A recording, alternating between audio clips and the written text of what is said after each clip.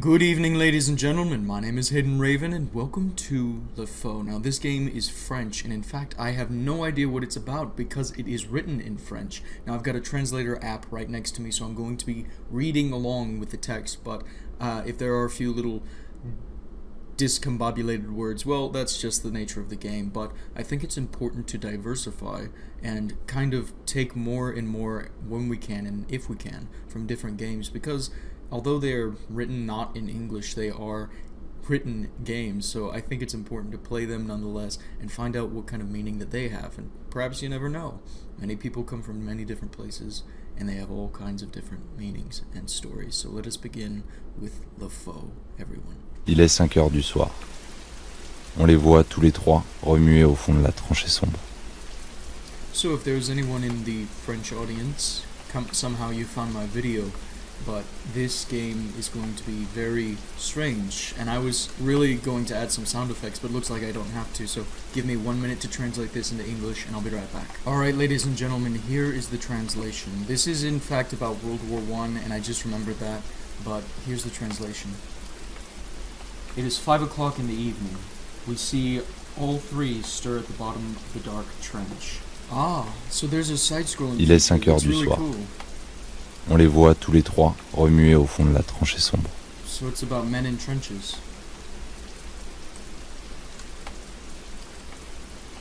Ah.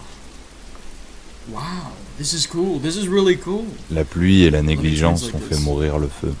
Et les 4 cuisiniers regardent les cadavres des tisons ensevelis dans la cendre et ces restes du bûcher d'où la flamme s'est envolée, s'est enfuie et qui refroidissent l'un. So if I've read this and translated this correctly, this is what it says. Rain and negligence caused the fire to die, and the 4 cooks look at the corpses of the embers buried in the ashes, and those remains of the pyre from which the flame flew away, fled, and which cooled the fire. Oh my. On a du bois, dit Blair, mais il faut l'allumer. Autrement, comment faire cuire cette dur? It appears he's gathering timber. The translation reads, "We have wood, but we have to light it. Otherwise, how to cook it hard." How to cook it would be hard, I'm guessing.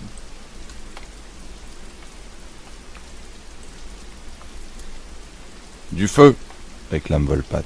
Y a plus d'allumettes, y a plus rien. Faut du feu, grognonne Poupardin. This says of fire. There are no more matches. There is nothing.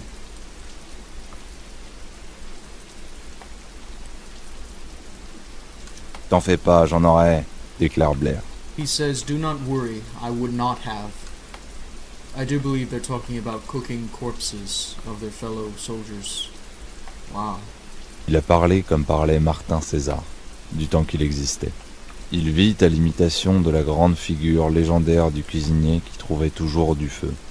Comme d'autres, parmi les gradés, essayent d'imiter Napoléon. This text reads, "He spoke as Martin Caesar spoke. As long as he existed, he lives in imitation of the legendary figure of the cook who always found fire, like others among the great, tried to imitate Napoleon." Wow, this is very surreal. This is very interesting. This is very different than what I was expecting. Allons chercher du feu. Allons à côté de la 10e. Ils ont toujours ce qu'il faut. C'est sur la route des pylônes, plus loin que le Boyau-Neuf. This text reads, "Let's go get some fire. Let's go next to the 10th. They always have what it takes. It's on the road to Pylons, further than Boyau-Neuf." Les 4 magots effrayants se mettent en marche, tel un nuage, dans la tranchée qui se déploie sinueusement devant eux comme une ruelle borne, peu sûre, pas éclairée et pas pavée. Unfortunately I was unable to translate this one, but let's begin this game and find out what they find along their search, I guess. I didn't realize it was like this. Oh, it is click-based. I was not expecting this. Alright, unfortunately I'm not going to be able to catch some of these that are going to come across, but I'm going to continue nonetheless.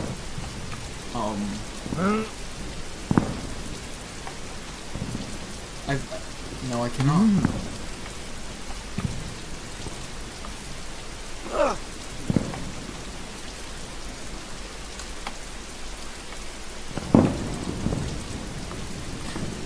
Very interesting, very interesting. I was not expecting this kind of game, but this is very cool. Ah.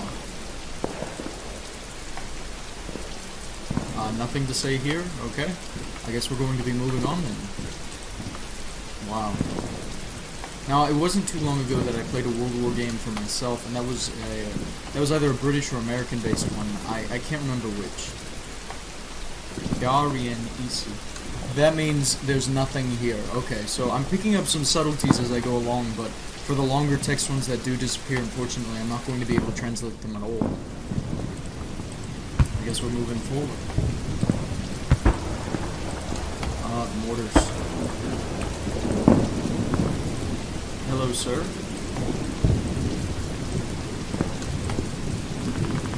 What do you see? Huh? Hmm? Huh? Do you see anything, sir? Is there any interaction here? No, there's not. Okay. I really like this game. It's got really good mechanics. It's just a shame I'm not able to able to understand some parts of it. As I babble over myself. Very, very interesting. He must be our medic. You see, as for the first game, I believe it was called ADRIAN. It was very surreal in that it depicted how trench life was for soldiers, and going hand in hand with this one,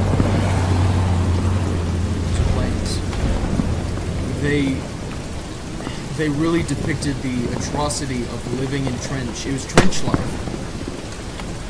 Whoa. You see that right there, that was, I believe, a gunshot, a stray gunshot.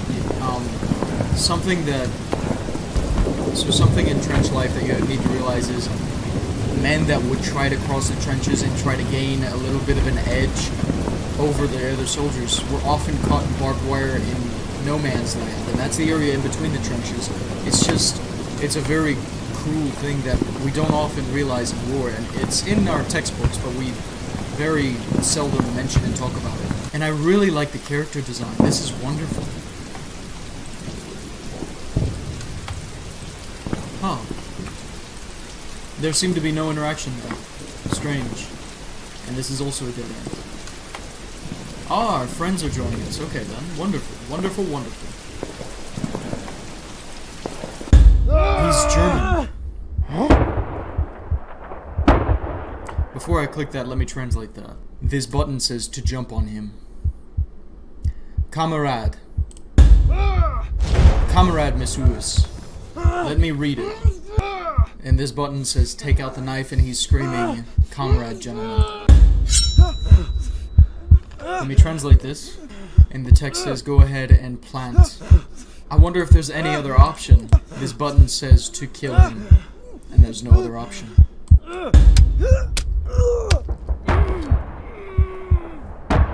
The other soldier in the back says he has matches, and this button says to take the matches.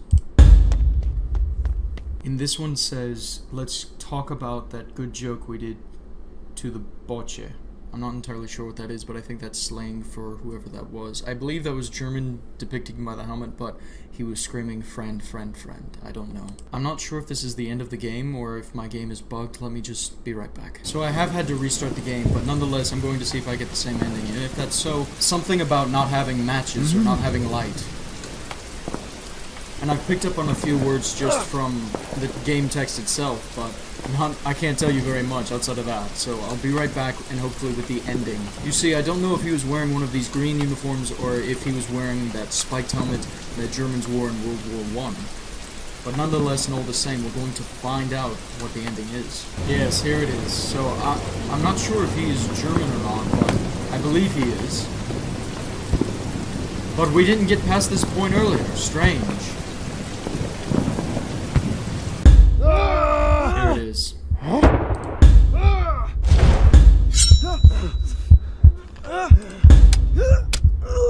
The matches. And I can't click through this, so I believe this is the end, in fact. It would appear that way. So, if I'm taking this right, this game is meant to really give us the imagination of what it was like in the trenches in World War One. It's very cruel, very dark, very dirty, very. It's very cruel, and it's something in war that I recognize and see. It's very much like in the U.S. Vietnam War when U.S. soldiers would find the Vietnamese tunnels, and again, that's just something. It's cruel. War is a very cruel thing, and it's not something that should be taken lightly or jumped into.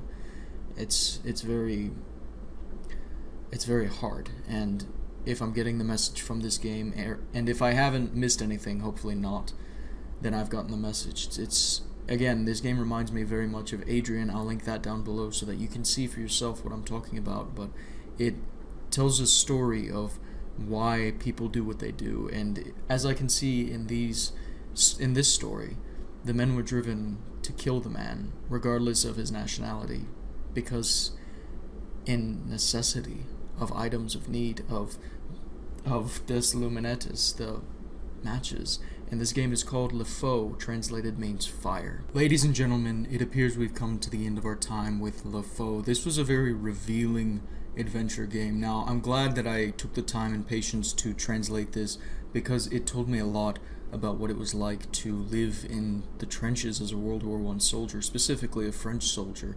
Now, of course, this isn't for everyone, but it very much identifies that it was a very terrible place to be. It was an awful, dirty, wet, cold place that no one wanted to be, that no one could imagine even being in. It was very sad. It was very depressing. And so as we joined our men going out into an adventure looking for fire, they were willing to kill for it. It's very cruel, and war is a very cruel thing that we shouldn't be eager to jump into, but should be a last resort. And because it yields such cracks, as I can imagine it in my mind, war is this thing that breaks and shatters reality, and when you find it over and done with, these little bits of cracks, just like this game, Le Feu, this is a crack and a shattered piece left over from that great tragedy. So ladies and gentlemen, we've come to the end of our time, and there's nothing more I can say about this. I would play this for yourself, for not the sake of the game, but the message that it holds. So ladies and gentlemen, I must bid you a good evening and a good night. I'll see ya.